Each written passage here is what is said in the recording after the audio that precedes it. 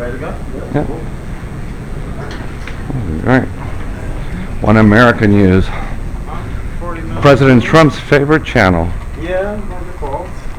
That's great though. But this is why we are blessed with the First Amendment of the Constitution that gives us a freedom of speech. That what makes us different than anyone else in the world. Have you sitting in these 2 chairs Wow. right there? You want me in this interview? Oh, no. No. I was like, what? Oh, we could sit over the side right there. All right. Yes, sir, right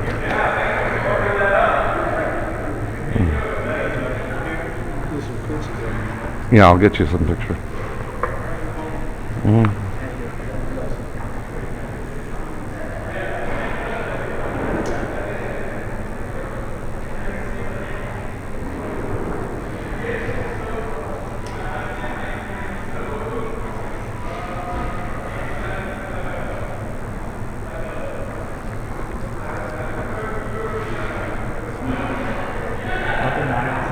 Oh, they're doing 2 cameras? Okay, cool.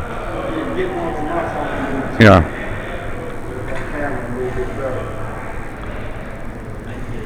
Yeah, but BlackBerry doesn't torture Chinese children in China. And use Uyghur. Yeah, you shouldn't use them. They've been using slave labor from the Uyghurs, Apple in China.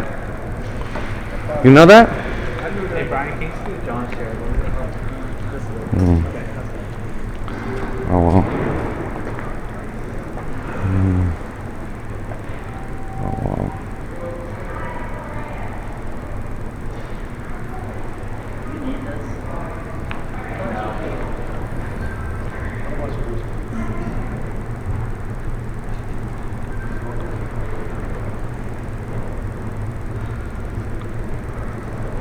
The shoes look good.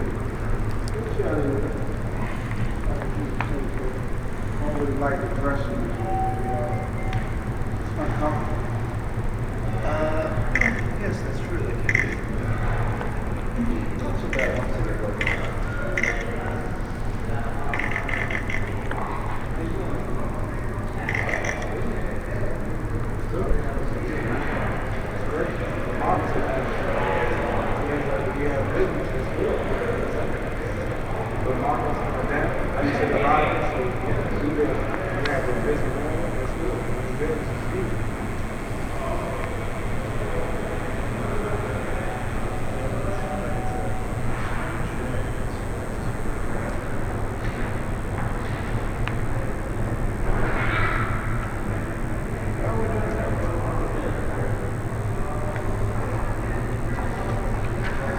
Are you recording, Mr. Simmons? Yeah.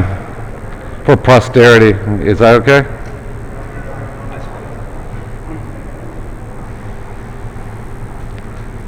This is a historic interview, by the way. Hopefully. Can you come to that?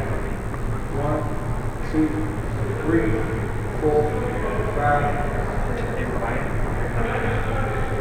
breaking down.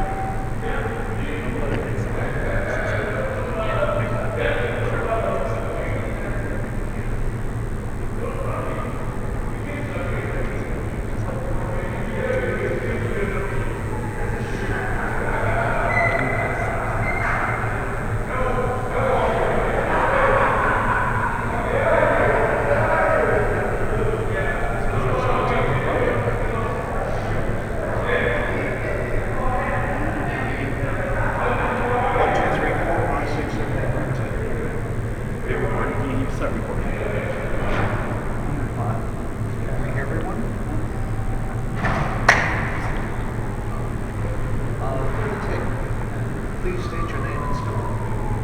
Halim Flowers, HALIM FLOWERS. And sir, what is your title or affiliation? My title is I'm a multidisciplinary artist.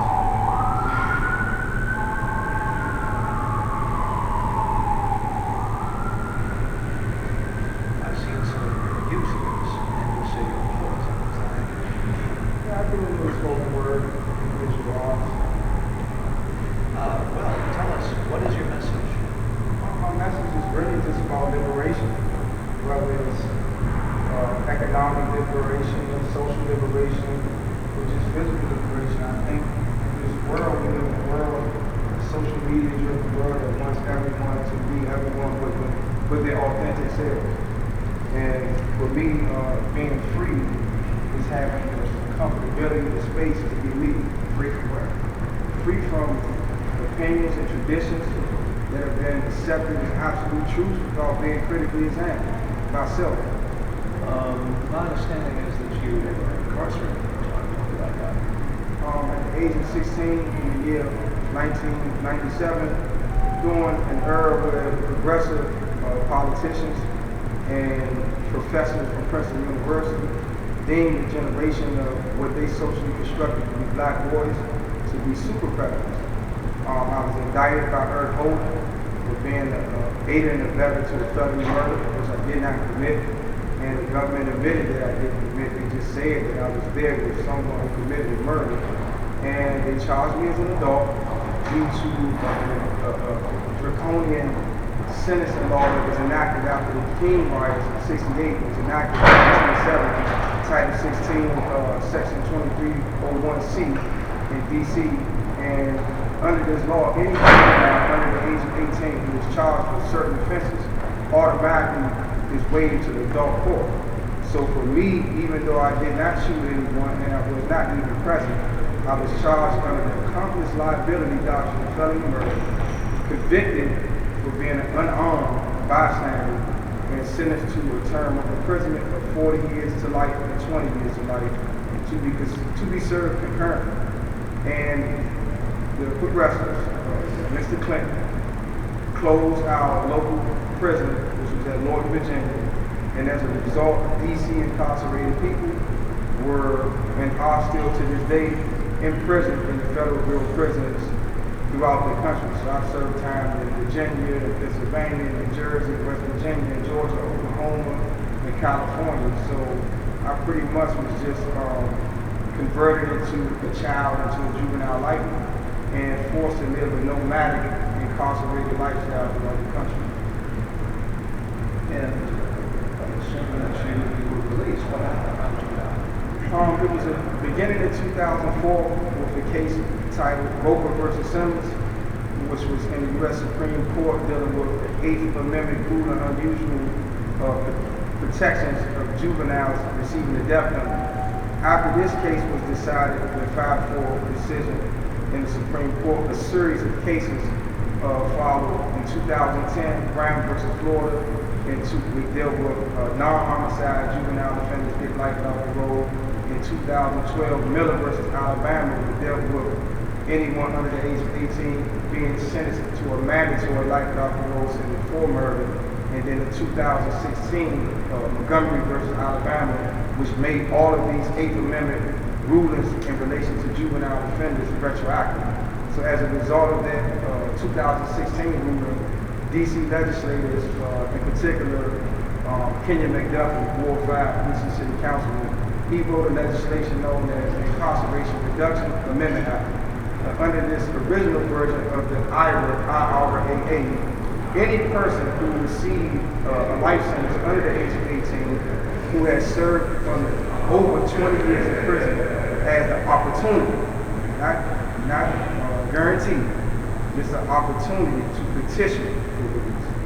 So being as though that while I was incarcerated, I went to college, went to Georgetown, I started my own publishing company, I published 11 books, I developed a lot of strategic beneficial relationships with individuals and institutions that would advocate and endorse for me to be released from prison. I was able to, once the law was enacted in April 4, 2017, 2 years later I was released on March 21st, 2019. I was served for 22 years and 2 months of incarceration.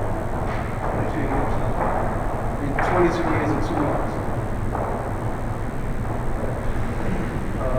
What is your thought about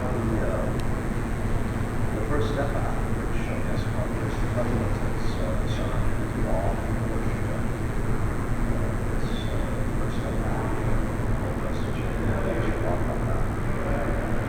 Just as the legislation says, it I think it's a great first step. I think it was great that Congress, because being civically aware, we know that all legislation begins with Congress, and the president just really has the right to veto or sign. So I think it was great that Congress were able to overcome their partisanship for whatever reasons and sign, this law, enact this law. And I think it also was great that the president did veto it, that he not only did he sign it, but me having the opportunity to work with Ken Jackson since I've been out, that he also muted some people's sentences. So it was a good first step, and a lot of people who I personally know who had life sentences have been released. So as I spoke to someone about it before, I'm not a Democrat, I'm not a Republican, I'm not an independent, I'm an artist. And as an artist, it's my responsibility to create things to hold myself first and foremost and other people accountable to the law of the land. And anything that anyone does that I believe that is a good action, then I can support them in that good. So I think it was a good law that Congress enacted, and I think it was a good act that President Trump signed it and didn't veto it. But it was only a first step. There needs to be many more steps to reverse the inhumanity of the prison system. I think a lot of times we just look at the sentencing and things of that nature. I believe after serving 22 years in prison that just the nature of how we conduct our carceral system versus when you look at other Western developed nations like Germany and Norway and Sweden, I believe just the very nature of how we operate what we know is to be prison is cruel and unusual within itself. So the first step that would not have occurred Congress passed it. It would not, Congress would not have passed it. There's some kind of assisted many people who were incarcerated unjustly.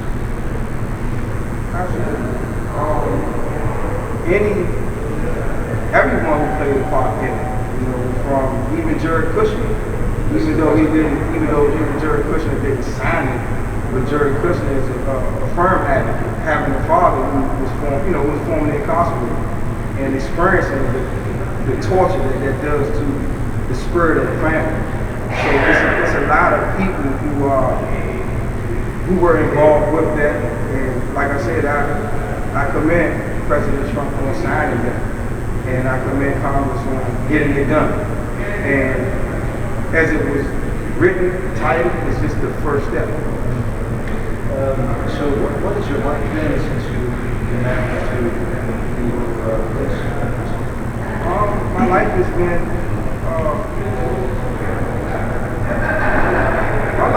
great, to be honest with you. I mean, I know the narrative. Multidisciplinary artists talk about when I first was released, I was awarded 2 fellowships that I applied for. One was for social entrepreneur with an organization named Echo and Green, and then I applied for a local art fellowship with the House of Young Arts Lab in Georgetown. So me being given that funding, that investment, that seed investment, that capital investment to have the space to create things and to use these things for the betterment of humanity, I believe it was a blessing because, me coming up in what was impoverished DC, my parents growing up and my grandparents growing up in the Jim Crow era, where they didn't have easy access to the Kennedy Center. As we sing when Marian Anderson was forced to sing outside of the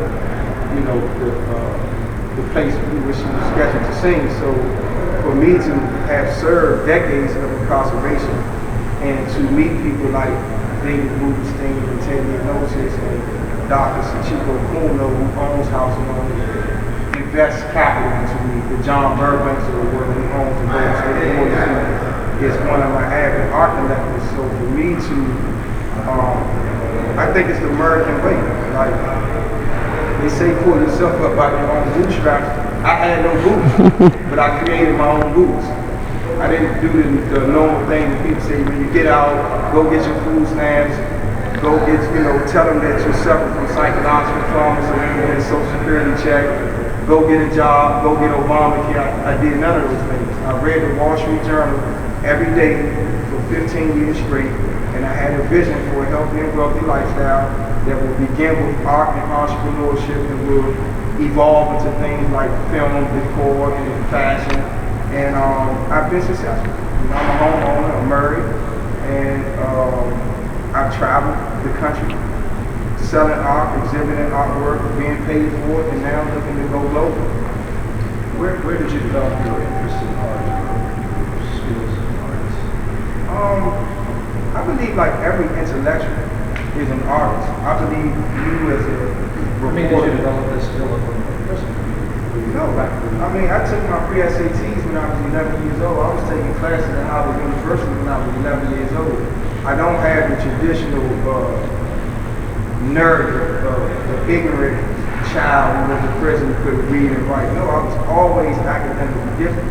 So by me being intellectually elite, I have an infinite ability to create things. So when I was a child, I might go show stories, do pictures of balloons, and then it just evolved into rap music and things of that nature. So when I went to prison, I just had time to just evolve as a human being to be more structured as to what type of things that I would use my intellect, my God-given academic prowess to create. So it started with books, and I published 11 books. Then I came home and I looked over work. I published 11 books. Yeah, I started my own publishing company when I was in prison. I have a passion for entrepreneurship. So I didn't want to wait on Random House or Penguin to publish it when I could start my own publishing company from within prison and publish my own work. I want to make sure I get this correct. You were originally sent to prison for what now? Aiding and abetting to felony murder. And this stemmed from describe it. It was a robbery of a drug house known as a crack house. Drug dealers were robbed and one of them was shot. He died 2 weeks later. And I think you said that you weren't there at this time. Is that I was not there when the individual was murdered.